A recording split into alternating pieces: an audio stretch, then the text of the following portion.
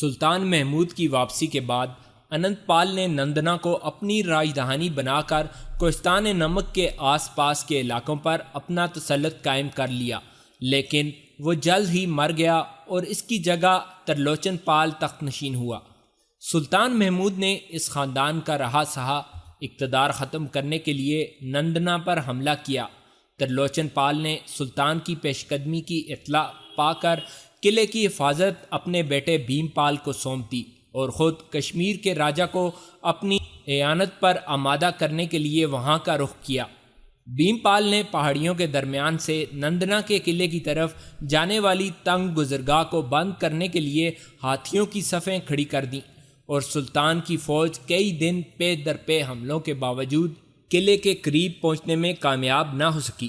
اس عرصہ میں کشمیر کے علاوہ جنوبی ہند کی کئی ریاستوں سے بھیم پال کو برابر کمک پہنچتی رہی۔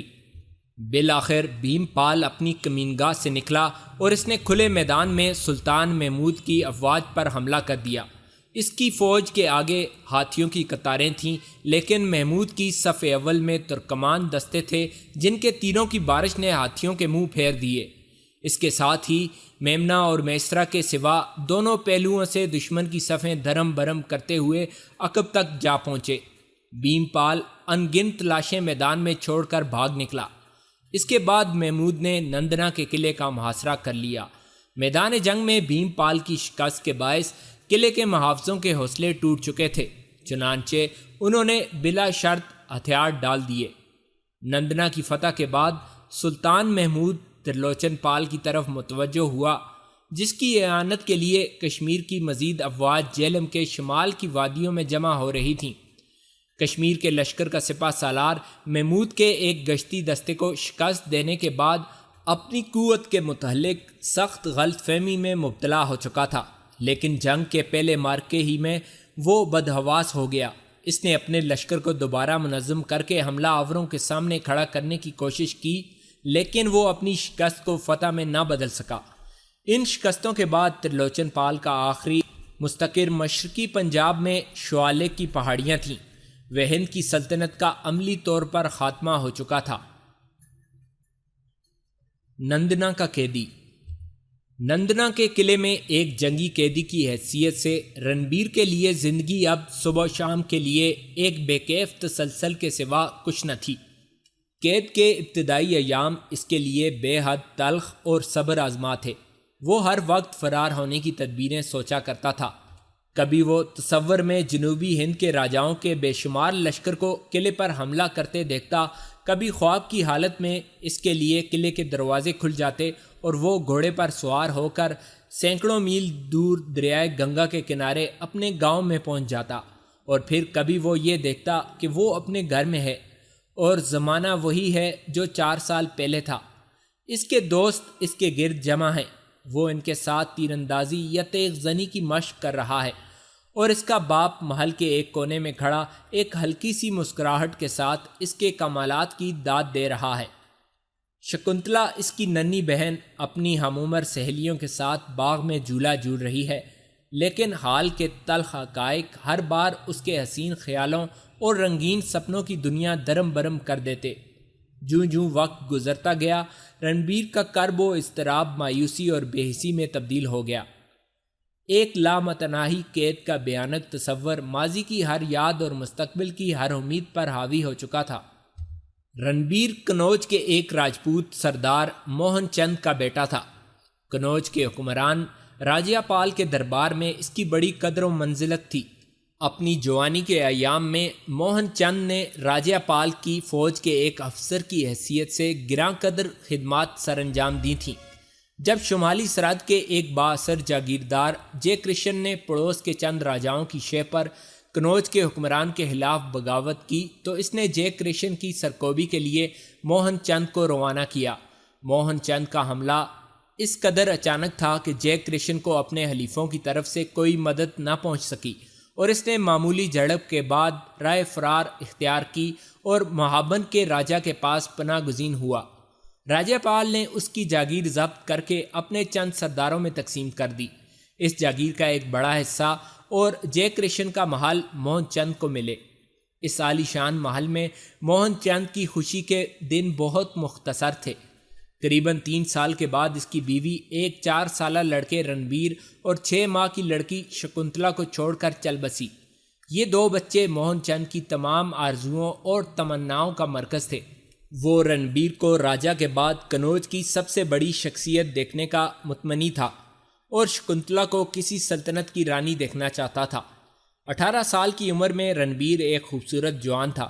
ایک سپاہی کے حسائل اسے اپنے باپ سے ورثہ میں ملے تھے۔ تعلیم و تربیت کے لحاظ سے بہت کم نوجوان ایسے تھے جو اس کی ہمسری کا دعویٰ کر سکتے تھے۔ راجا کے کانوں تک فنون سپاہ گری میں رنبیر کے کمالات کی خبریں پہنچیں تو اس نے اسے بلا کر محل کے محافظ دستے کا افسر اعلیٰ بنا دیا۔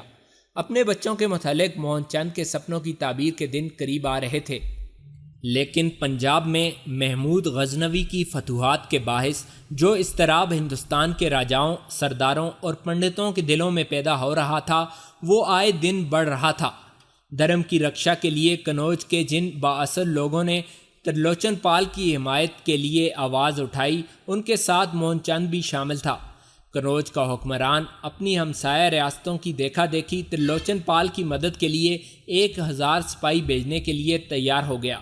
جب ان سپاہیوں کی قیادت کا مسئلہ پیش آیا تو راجا کی نگاہ رنبیر پر پڑی۔ موہن چند خود اس مہم میں شریک ہونا چاہتا تھا لیکن جوڑوں کے درد کے باعث اسے رکنا پڑا۔ کنوج سے روانہ ہوتے وقت رنبیر کی عمر کوئی 20 سال تھی اور اس کی خود اعتمادی کا یہ عالم تھا کہ جب راجا کے دربار کے نجومی نے اس کا ہاتھ دیکھ کر یہ مجدہ سنایا کہ تم نندنا سے فتح کے پھریرے اڑاتے ہوئے واپس آؤ گے تو رنبیر نے مسکرا کر کہا، ہم نندنا نہیں غزنی جا رہے ہیں۔ اس پر جب ایک بوڑھے سپاہی کے منہ سے یہ الفاظ نکل گئے کہ غزنی بہت دور ہے تو رنبیر کے باپ کا چہرہ غصے سے تمتما اٹھا اور اس نے چلا کر کہا، غزنی دور نہیں، تم ہی بے غیرت ہو گئے ہو۔ کنوج کی سرحد عبور کرنے سے پہلے رنبیر اپنی بستی سے گزرا۔ جب وہ اپنے محل کے قریب پہنچا تو شکنتلا بھاگتی ہوئی باہر نکلی۔ اس نے جلدی سے رنبیر کی کمر کے ساتھ لٹکا ہوا خنجر نکالا اور اس کی نوک سے اپنے ہاتھ کی انگلی چیر کر اس کی پیشانی پر خون کا تلک لگا دیا اور اپنے آنسو ضبط کرتے ہوئے بولی، بھیا دیوتا تمہاری رکشا کریں، جلد واپس آنے کی کوشش کرنا۔ رنبیر نے کہا، میں بہت جلدی آؤں گا، لیکن میری ننھی بہن، یہ تو بتایا ہی نہیں کہ اس دفعہ میں کیا لے کر آؤں۔ کچھ نہیں، ایک بہن کو اپنے بھائی کے سوا کچھ نہیں چاہیے۔ ان الفاظ کے ساتھ شکنتلا کی کٹورے جیسی آنکھوں سے چھلکتے ہوئے آنسو ٹپک پڑے۔ رنبیر نے 1 ثانیہ توقف کے بعد کچھ کہے بغیر گھوڑے کی باگ موڑ لی۔ نندنا کی جنگ میں بھیم پال کی مدد کے لیے کنوج کے علاوہ جنوبی ہند کی کئی اور ریاستوں نے بھی امدادی دستے بھیجے تھے۔ اپنی اپنی ریاست کے سپاہیوں کے جوہر دیکھنے اور ان کا حوصلہ بڑھانے کے لیے برہمنوں کی ٹولیاں بھی ان کے ساتھ آئی تھیں، اور ان میں سے کئی برہمن میدان کارزار میں ہندو دھرم کے لیے لڑنے والے سپاہیوں کا جوش و خروش زندہ رکھنے کے لیے اپنے ساتھ مورتیاں بھی لے کر آئے تھے۔ چنانچہ نندنا کے قلعے میں جو چیز سب سے زیادہ ناقابل تسخیر سمجھی جاتی تھی وہ ان دیوتاؤں کی مورتیاں تھیں جن کی کرامات کے افسانے بیان کر کے برہمنوں نے سماج کے بیٹوں کو یقین دلایا تھا کہ ان کی موجودگی میں مسلمان سپاہی نندنا کے قلعہ میں پاؤں رکھتے ہی بھسم ہو جائیں گے۔ چنانچہ جب قلعہ سے باہر ایک کھلے میدان میں بھیم پال اور محمود غزنوی کی قیادت میں لڑنے والی افواج مردانگی کے جوہر دکھا رہی تھیں تو برہمن قلعہ کی 4 دیواری کے اندر ناقوس اور گھنٹیاں بجا کر اپنے دیوتاؤں کو خواب غفلت سے جگا رہے تھے، لیکن وہ مدافعانہ قوت جو ان سونے، چاندی اور پتھر کی مورتیوں میں پوشیدہ تھی بروئے کار نہ آئی۔ میدان میں شکست کھانے کے بعد بھیم پال کے فوج کے بعض دستوں نے قلعے میں پناہ لینے کی کوشش کی اور باقی فوج ادھر ادھر منتشر ہو گئی۔ بعض راجاؤں اور سرداروں نے اپنی اپنی فوج کو ازسر نو منظم کر کے جوابی حملہ کیا، لیکن بھیم پال کے فرار ہو جانے سے ہندوستانی سپاہیوں کے حوصلے ٹوٹ چکے تھے اور وہ کسی جگہ بھی جم کر لڑائی نہ کر سکے۔ غزنی کے شہ سواروں کے طوفانی حملوں نے انہیں پھر ایک بار میدان سے دھکیل کر آس پاس کی پہاڑیوں میں پناہ لینے پر مجبور کر دیا۔ سلطان نے اپنے لشکر کا ایک حصہ ان لوگوں کے تعاقب کے لیے چھوڑ دیا اور باقی فوج کے ساتھ آگے بڑھ کر نندنا کے قلعے کا محاصرہ کر لیا۔ دوپہر کے قریب ایک طرف سلطان کی فوج کے سوار اور پیادہ دستے قلعے کے ارد گرد پہاڑیوں اور وادیوں میں میلوں تک بکھرے ہوئے دشمن کا تعاقب کر رہے تھے، اور دوسری طرف قلعے کی مکمل ناکہ بندی ہو چکی تھی۔ رنبیر زخمی ہونے کے باوجود آخری وقت تک میدان میں ڈٹا رہا۔ جب میدان خالی ہونے لگا تو اس نے اپنے سپاہیوں کے ساتھ ایک ٹیلے پر پاؤں جمانے کی کوشش کی، لیکن تھوڑی دیر میں دوسروں کی دیکھا دیکھی کنوج کے سپاہی بھی بھاگ نکلے۔ رنبیر کے ساتھ صرف 15 جانثار رہ گئے۔ فاتح لشکر نے جو بھاگتے ہوئے دشمن کی بڑی بڑی ٹولیوں کا دور دور تک پیچھا کر رہا تھا، ان مٹھی بھر سرفروشوں کو اہمیت نہ دی۔ ترک اور افغان سواروں کے کئی دستے آئے اور اس ٹیلے سے گزر کر آگے نکل گئے۔ بالآخر سلطان کی فوج کے ایک دستے نے ٹیلے کا محاصرہ کر لیا۔ رنبیر کے ساتھی اپنی کمانیں سیدھی کر کے پتھروں کی آڑ میں بیٹھ گئے، لیکن ٹیلے کا محاصرہ کرنے والے سپاہی چوٹی پر یلغار کرنے کی بجائے اطمینان سے چاروں طرف کھڑے تھے۔ رنبیر نے اپنے ساتھیوں کی طرف متوجہ ہو کر کہا، بھائیو، ہمارے لیے یہاں سے بچ کر نکلنا آسان نہیں، لیکن سورج غروب ہونے والا ہے۔ اگر ہم تھوڑی دیر اور مقابلہ کر سکیں تو ممکن ہے رات کی تاریکی میں سے بعض کو جان بچا کر بھاگنے کا موقع مل جائے۔ اس ٹیلے کی چوٹی سے حملہ کرنے والے دشمن پر ہمارا کوئی تیر رائیگاں نہیں جائے گا، اور دشمن اتنا بے وقوف نہیں کہ اپنی فتح کے بعد صرف چند آدمیوں کو قتل یا گرفتار کرنے کے شوق میں اپنے کئی سپاہیوں کی جانیں خطرے میں ڈالنے پر آمادہ ہو جائے۔ اور اگر وہ ایسا کرنے کے لیے تیار ہو بھی گیا تو ایک راجپوت کے لیے دھرم کے دشمنوں کی قید میں چلے جانے کی بجائے موت کہیں بہتر ہے۔ میں اپنے ان ساتھیوں کو بزدلی کا طعنہ نہیں دیتا جو ہمیں چھوڑ کر بھاگ گئے ہیں، لیکن وہ بیوقوف ضرور تھے۔ دشمن نے ہماری شکست کے آثار دیکھتے ہی اپنے محفوظ دستوں کے تازہ دم سواروں کو چاروں طرف پھیلا دیا تھا۔ اس وقت تک ان میں سے اکثر اگر قتل نہیں ہو چکے تو قید ضرور ہو گئے ہوں گے۔ دشمن ان کے فرار ہونے سے بہت پہلے قلعہ کے دروازوں تک پہنچ چکا تھا۔ کاش وہ سورج غروب ہونے تک ہمارا ساتھ دیتے۔ تھوڑی دیر بعد محاصرہ کرنے والے گھوڑوں سے اتر کر پتھروں کی آڑ لیتے ہوئے ٹیلے پر چڑھنے لگے۔ رنبیر کے ساتھیوں نے پریشان ہو کر اس کی طرف دیکھا اور اس نے مغموم لہجے میں کہا، معلوم ہوتا ہے کہ دیوتاؤں کو ہمارا بچ نکلنا منظور نہیں، لیکن وہ ہمیں بہادری کی موت سے محروم نہیں کر سکتے۔ اپنے مورچوں میں ڈٹے رہو اور اس وقت تک انتظار کرو کہ جب تک وہ ہماری تیروں کی زد میں نہ آ جائیں۔ کسی نے ٹیلے کی چوٹی سے کوئی 50 گز کے فاصلے پر ایک پتھر کی اوٹ سے سر نکالا اور ہندی زبان میں بآواز بلند کہا، اگر تم جانیں بچانا چاہتے ہو تو ہتھیار ڈال کر نیچے آ جاؤ۔ اس کے جواب میں رنبیر کی کمان سے ایک سنسناتا ہوا تیر نکلا، لیکن بولنے والے نے اچانک اپنا سر پتھر کے پیچھے چھپا لیا۔ محاصرہ کرنے والوں نے چاروں طرف سے تیروں کی بارش شروع کر دی۔ اتنے میں رنبیر اور اس کے ساتھیوں کو ہتھیار ڈال دینے کی ترغیب دینے والا اجنبی تیزی کے ساتھ پتھروں کی آڑ لیتا ہوا 15-20 گز اور اوپر آ گیا اور بلند آواز میں بولا، تم میری توقع سے زیادہ بیوقوف ثابت ہوئے ہو، لیکن میں تمہیں ایک بار پھر سوچنے کا موقع دیتا ہوں۔ اس مرتبہ اس نے اپنا سر پتھر کی آڑ سے نکالنے کی کوشش نہ کی۔ ہندی زبان میں اس کا لب و لہجہ یہی گواہی دے رہا تھا کہ وہ یا تو اسی ملک کا باشندہ ہے اور یا اس نے اپنی زندگی کا بیشتر حصہ اس ملک میں گزارا ہے۔ رنبیر اور اس کے ساتھیوں کی طرف سے کوئی جواب نہ پا کر اس نے کہا، میں یہ عہد کر چکا ہوں کہ ہم سورج غروب ہونے سے پہلے اس ٹیلے کی چوٹی پر پہنچ جائیں گے۔ اگر تم خودکشی پر آمادہ نہیں ہو تو ہتھیار ڈال دو، میں تمہاری جان بچانے کی ذمہ داری لیتا ہوں۔ ممکن ہے کسی دن تم اپنے گھر بھی جا سکو۔ رنبیر اور اس کے ساتھیوں کے لیے بظاہر یہ الفاظ سراب تھے، لیکن تھوڑی دیر کے لیے اس سراب کی دلکشی ان کے تصورات پر چھا گئی۔ کسی دن آزاد ہو کر اپنے گھروں کو دوبارہ دیکھنے کی موہم سی امید نے مایوسی کی تاریکیوں میں وہ چراغ روشن کر دیے جن کی روشنی میں انہیں موت کا چہرہ پہلے کی نسبت کہیں زیادہ بھیانک نظر آنے لگا۔ اس آواز کی بازگشت انہیں سینکڑوں کوس فاصلے پر سنائی دے رہی تھی۔ ان کے والدین، بال بچے، ان کے دوست اور عزیز سب یہ کہتے ہوئے سنائی دے رہے تھے، ممکن ہے کہ تم کسی دن ہمیں دیکھ سکو۔ بولنے والا دیر تک خاموش رہا۔ اچانک رنبیر کا ایک ساتھی ہتھیار پھینک کر اٹھا اور دونوں ہاتھ بلند کر کے ٹیلے سے اترنے لگا۔ ایک ثانیہ توقف کے بعد 3 اور اس کے پیچھے چل دیے۔ باقی رنبیر کی طرف دیکھ رہے تھے۔ اس نے گھٹی ہوئی آواز میں کہا، میری طرف اس طرح نہ دیکھو، تم میں سے جو چاہے جا سکتا ہے، میں خوشی سے اجازت دیتا ہوں۔ 4 آدمی اور اٹھ کر چل دیے۔ ان میں سے ایک قدم چلنے کے بعد مڑ کر رنبیر کی طرف متوجہ ہوا اور بولا، ممکن ہے کہ وہ جھوٹ نہ بولتا ہو، وہ ہماری زبان بولتا ہے۔ ممکن ہے کہ وہ ان راجپوتوں میں سے ہو جو دشمن کے ساتھ مل چکے ہیں اور اس کا مقصد ہماری جانیں بچانا ہو۔ رنبیر کرب انگیز لہجے میں چلایا، بھگوان کے لیے جاؤ، مجھے تمہارے مشوروں کی ضرورت نہیں، اور وہ بھاگ کر دوسروں کے ساتھ جا ملا۔ ٹیلے پر کچھ دیر خاموشی طاری رہی، پھر پتھروں کی اوٹ سے آواز آئی، سورج غروب ہونے والا ہے، میں تمہیں تھوڑی دیر اور سوچنے کا موقع دیتا ہوں۔ بہادری اور حماقت میں بہت فرق ہے۔ تھوڑی دیر اور۔ جب رنبیر کے باقی ساتھیوں میں سے کسی نے جنبش نہ کی تو خطاب کرنے والے نے کہا، میں تنہا اوپر آتا ہوں اور تمہیں یقین دلاتا ہوں کہ تم میرا راستہ نہیں روک سکو گے۔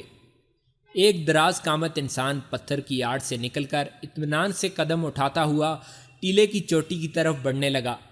رنبیر نے اس کی طرف کمان سیدھی کرتے ہوئے اپنے ساتھیوں سے کہا، یہ دھوکہ ہے، وہ تنہا اوپر نہیں آئے گا، تم چاروں طرف خیال رکھو۔ لیکن انہیں کسی طرف سے حملے کے آثار دکھائی نہ دیے۔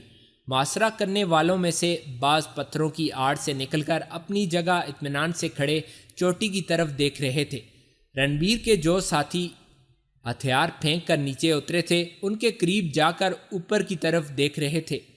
بلند قامت آدمی کوئی 15-20 قدم آگے بڑھا تھا کہ رنبیر اپنے مورچے سے نکلا اور اس کی طرف کمان سیدھی کر کے کھڑا ہو گیا۔ اس کے جواب میں نیچے سے کئی آدمیوں نے رنبیر کی طرف اپنی کمانوں کا رخ پھیر دیا، لیکن بلند قامت آدمی نے جلدی سے ان کی طرف دیکھا اور ہاتھ کے اشارے سے انہیں تیر چلانے سے منع کر دیا۔ پھر رنبیر کی طرف متوجہ ہوا اور چوٹی کی طرف اس کے پاؤں اسی وقار اور تمکنت کے ساتھ اٹھنے لگے۔ اس کے قد و قامت کی طرح اس کا چہرہ بھی جاذب نگاہ تھا، نقوش، سیاہ اور چمکدار آنکھیں، کشادہ پیشانی، جرأت اور اول العزمی کی شہادت دے رہے تھے۔ اس کا انداز فاتحانہ تھا، لیکن اس کی مسکراہٹ ظاہر کر رہی تھی کہ وہ اپنے مفتو کو قتل کرنے کے لیے نہیں بلکہ سینے سے لگانے کے لیے آ رہا ہے۔ رنبیر کے ساتھی مبہوت ہو کر اس کی طرف دیکھ رہے تھے۔ رنبیر نے تیر چلانے کی کوشش کی، لیکن اس کی ہمت جواب دے گئی۔ اس نے 2-3 قدم پیچھے ہٹ کر دوبارہ تیر کھینچنے کی کوشش کی، لیکن اس کا ایک ساتھی بھاگ کر اس کے آگے کھڑا ہو گیا اور چلایا، نہیں رنبیر نہیں۔ اجنبی نے کہا، تمہاری شکل و صورت کے نوجوان کو زندگی سے اس قدر بیزاری نہیں ہونی چاہیے۔ کیا یہ ہو سکتا ہے کہ اس وقت تک تمہارے کانوں میں کسی کی آواز نہ پہنچی ہو اور تمہارے دل میں کسی سے دوبارہ ملنے کی امید نہ زندہ رہی ہو؟ رنبیر نے کوئی جواب نہ دیا۔ اس کے ہاتھ سے کمان گر چکی تھی اور وہ سینکڑوں میل دور کسی کے یہ الفاظ سن رہا تھا، بھیا دیوتا تمہاری رکشا کریں، جلد واپس آنے کی کوشش کرنا۔ ایک بہن کو اپنے بھائی کے سوا کچھ نہیں چاہیے۔ تم زخمی ہو، دراز قامت آدمی نے رنبیر کی خون سے بھیگی ہوئی آستین دیکھ کر کہا۔ رنبیر کی خاموشی پر اس نے آگے بڑھ کر رنبیر کا ہاتھ پکڑ لیا اور اطمینان سے اس کے زخم کا معائنہ کرنے کے بعد اس پر اپنا رومال باندھتے ہوئے کہا، جوانی میں ایسے زخم بہت جلد مندمل ہو جاتے ہیں، لیکن تمہیں تھوڑی بہت احتیاط ضرور کرنی چاہیے۔ اتنی دیر میں چند اور سپاہی اوپر پہنچ گئے اور انہوں نے اپنے سالار کے اشارے پر رنبیر کے 2 اور ساتھیوں کے زخموں پر پٹیاں باندھ دیں۔ ان کا یہ سلوک رنبیر اور اس کے ساتھیوں کی توقع کے برعکس تھا۔ ان کی پریشان نگاہیں اپنے دشمنوں کے چہروں سے اس سوال کا جواب ڈھونڈ رہی تھیں کہ اب کیا ہوگا۔ ٹیلے کے ارد گرد کوسوں دور تک گرد و غبار کے بادل یہ ظاہر کر رہے تھے کہ ابھی تک شکست خوردہ لشکر کی منتشر ٹولیوں کا تعاقب جاری ہے۔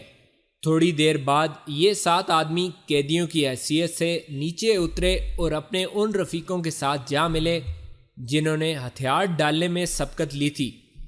سالار نے اپنے چند ساتھیوں کو حکم دیا کہ وہ قیدیوں کو حفاظت سے پڑاؤ میں لے جائیں اور خود گھوڑے پر سوار ہو کر باقی سپاہیوں کے ہمراہ ایک طرف چل دیا۔ یہ کون تھا؟ رنبیر بار بار اپنے دل سے اس سوال کا جواب پوچھ رہا تھا۔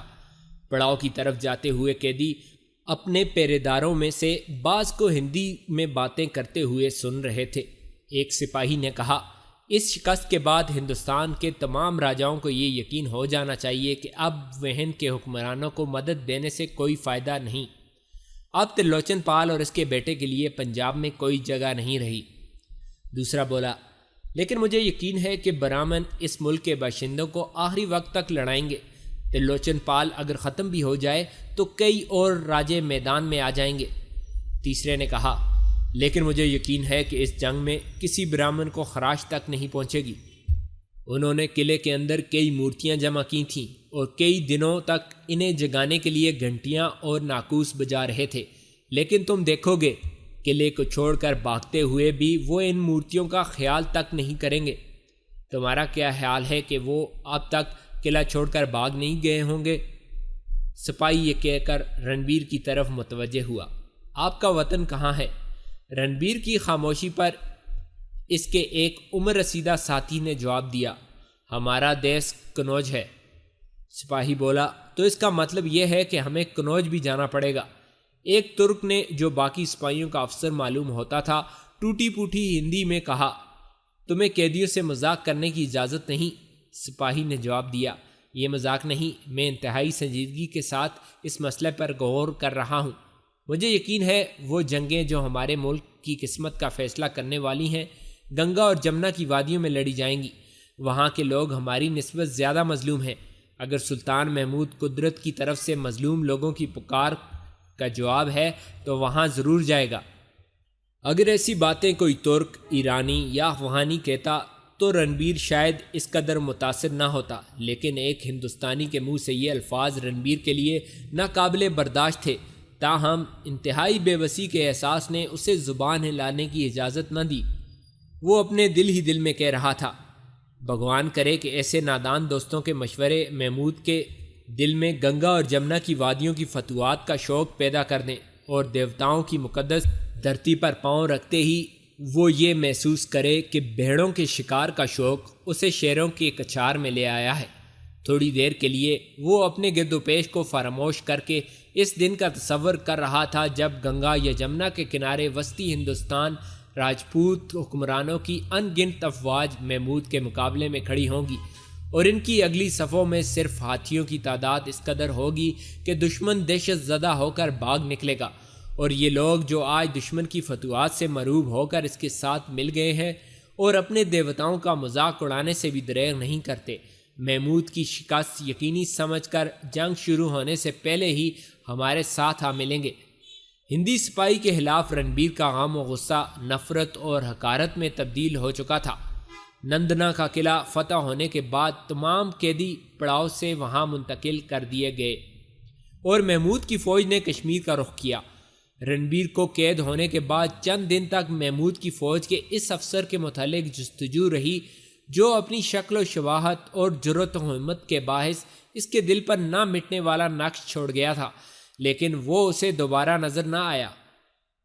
رنبیر نے ایک قیدی کی حیثیت سے 4 سال نندنا کے قلعے میں گزار دیے، اور اس عرصے میں وہ ہندوستان کے مختلف حصوں اور ہندوستان سے دور شمال کے ممالک میں محمود کی فتوحات کی خبریں سنتا رہا۔ قلعہ میں قیدیوں کی تعداد بہت کم ہو چکی تھی۔ بہت سے ایسے تھے جو مسلمان علماء کی تبلیغ کے باعث اسلام قبول کر کے آزادی حاصل کر چکے تھے۔ بعض ایسے تھے جنہیں فدیہ لے کر چھوڑ دیا گیا تھا۔ جو عمر رسیدہ، مفلس یا نادار تھے انہیں بغیر کسی معاوضہ یا شرط کے رہا کر دیا گیا تھا۔ قبول اسلام کے بعد آزاد ہونے والے قیدیوں کی اکثریت یہ سمجھ کر ہندوستان میں صرف اسلام کی فتح ان کے مستقبل کی ضامن ہو سکتی ہے، محمود کی فوج میں شامل ہو چکی تھی۔ چوتھے سال نندنا کے قلعے میں صرف 150 ایسے قیدی باقی رہ گئے تھے جو ابھی تک اپنے مذہب پر قائم تھے اور جنہیں صاحب حیثیت ہونے کے باوجود فدیہ ادا کرنے کی شرط پر آزادی حاصل کرنا منظور نہ تھا۔ رنبیر کی طرح یہ لوگ اس دن کے منتظر تھے جب ہندوستان کے جنوب اور مشرق سے 20 راجاؤں کی ان گنت افواج مسلمانوں کو رونتی ہوئی آگے بڑھیں گی، اور وہ قلعے کے دروازے کھول کر دھرم کی جے کے نعرے لگاتے ہوئے ان کے ساتھ جا ملیں گے، اور پھر غزنی ہی نہیں بلکہ وسط ایشیا تک ان لوگوں کا تعاقب کیا جائے گا۔ یہ قلعہ اب قید خانے کی بجائے غزنی کے لشکر کے لیے اگلی چوکی کا کام دے رہا تھا۔ فالتو گھوڑے اور ہاتھی یہاں رکھے جاتے تھے۔ جن زخمیوں کو زیادہ دیر آرام کی ضرورت ہوتی وہ بھی اس قلعے میں بھیج دیے جاتے تھے۔ اگر کوئی ایسا راجہ یا با اثر سردار میدان جنگ میں قید ہو جاتا جسے کسی زیادہ محفوظ مقام پر رکھنے کی ضرورت محسوس کی جاتی تو اسے اس قلعے میں بھیج دیا جاتا۔ محمود کی تازہ فتوحات کے متعلق رنبیر کے کانوں تک جو خبریں غیر ملکی یا ہندوستان کے 9 مسلم سپاہیوں کی وساطت سے پہنچی تھیں وہ ان پر اعتماد کرنے کا عادی نہ تھا، لیکن جب کوئی نیا قیدی ان اطلاعات کی تصدیق کرتا تو وہ کلیجہ محسوس کر رہ جاتا۔ قید سے چند ماہ بعد جب اس قلعے میں قیدیوں کی تعداد 2000 سے زیادہ تھی، رنبیر نے یہ خبر سنی کہ محمود نے ڈیرہ گوپی پور کے راجہ کو شکست دینے کے بعد تھانے سر کی طرف پیش قدمی کی ہے۔ وہ اس خبر پر سراسیمہ ہونے کے بجائے خوش تھا۔ قیدیوں میں سے کوئی بھی ایسا نہ تھا جس نے تھانے سر کے مندر میں چکر سوامی کے بت کی کرامات کے ان گنت افسانے نہیں سنے تھے۔ وہ آپس میں یہ کہا کرتے تھے کہ محمود کو اس کی موت نے تھانے سر کی طرف بلایا ہے۔ مسلمانوں کی فوج چکر سوامی کے مندر کے قریب پہنچتے ہی تباہ ہو جائے گی۔ چنانچہ یہ خبر سنتے ہی بہت سے قیدی اس عالم دین کے گرد جمع ہو گئے جو انہیں ہر روز اسلام کی تبلیغ کیا کرتا تھا۔ ایک قیدی نے کہا، آپ کہتے تھے کہ ہمارے دیوتا مسلمانوں کا کچھ نہیں بگاڑ سکتے، لیکن آپ کے بادشاہ نے اب تک صرف ہمارے چھوٹے چھوٹے دیوتاؤں کی مورتیاں توڑی ہیں۔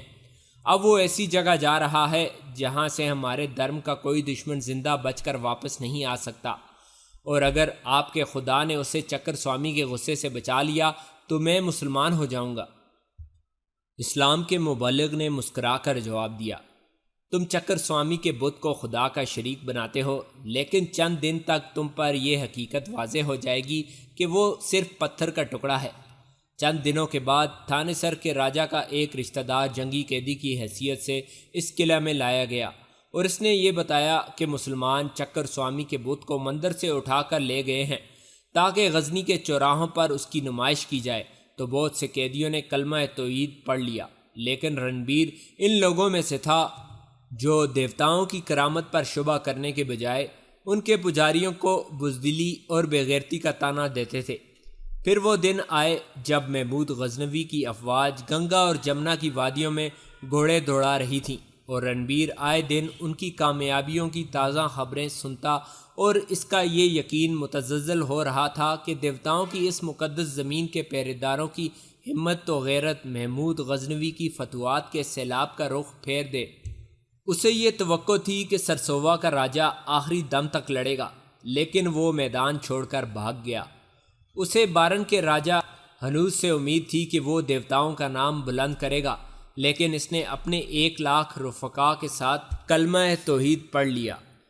پھر جب مہابن کا حکمران کلچند محمود غزنوی کے مقابلے پر آیا تو رنبیر نے اپنی توقعات اس کے ساتھ وابستہ کر لیں، لیکن چند دن کے بعد یہ خبر آئی کہ کلچند نے چاروں طرف سے محصور ہونے کے بعد خودکشی کر لی ہے۔ مہابن کی فتح کے بعد محمود غزنوی متھیرا کی طرف بڑھا۔ چند دن کے بعد رنبیر نے سنا کہ متھرا نے اپنے سوئے ہوئے دیوتاؤں کو جگانے کی ناکام کوشش کے بعد ہتھیار ڈال دیے ہیں، اور مختلف مندروں سے 500 سونے کی اور 200 چاندی کی مورتیاں جو صدیوں سے اپنی تقدیس کا خراج وصول کر رہی تھیں ان لوگوں کے قبضے میں آ گئی ہیں جو صرف ان کے وزن سے ان کی قیمت کا اندازہ کر سکتے ہیں۔ اور پھر اس خطہ زمین کی باری آئی جس کا ہر ذرہ رنبیر کو اپنی جان سے زیادہ عزیز تھا۔ 4 سال قبل وہ اپنے ساتھیوں سے کہا کرتا تھا کہ جو کنوج جائے گا وہ واپس نہیں آ سکتا۔ کنوج کے راجپوت پنجاب کے راجپوتوں سے مختلف ہیں۔ وہ دشمن کا راستہ روکنے کے لیے اپنی لاشوں کی دیواریں کھڑی کر دیں گے۔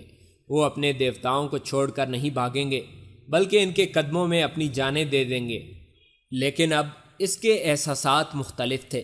گزشتہ 4 سال کے واقعات کے پیش نظر وہ انتہائی اضطراب اور بے چینی کے بغیر کنوج کے متعلق نہیں سوچ سکتا تھا۔ وہ صبح و شام دعا مانگا کرتا تھا، میرے وطن کے مقدس دیوتاؤ، میری قوم کی رکشا کرو۔ اور جب اس نے سنا کہ کنوج فتح ہو چکا ہے اور راجہ میدان چھوڑ کر باری کی طرف بھاگ گیا ہے تو دنیا اس کی نگاہوں میں تاریک ہو گئی۔ شام کے وقت جب قلعے کے پہرے دار کنوج کی فتح کی خبر سن کر مسرت کے نعرے بلند کر رہے تھے، وہ ایک کونے میں بیٹھا اس کم سن بچے کی طرح پھوٹ پھوٹ کر رو رہا تھا جس کے تمام کھلونے ٹوٹ چکے ہوں۔ اس کے بعد اس نے یکے بعد دیگرے آسی کے راجہ چندر پال اور سروا کے راجہ چندر رائے کی شکستوں کی خبریں سنی، لیکن اب اسے ان خبروں کے ساتھ کوئی دلچسپی نہ تھی۔ کنوج کی شکست کے بعد کسی کی ہار جیت اس کے لیے بے معنی تھی۔ اب اس کی تمام دلچسپیاں اپنے بوڑھے باپ اور کم سن بہن کی یاد تک محدود ہو کر رہ گئی تھیں۔ وہ کہاں ہیں؟ وہ کس حال میں ہیں؟ کنوج کی فتح کے بعد ان پر کیا گزری ہوگی؟ وہ صرف ان سوالات کے جواب جاننا چاہتا تھا۔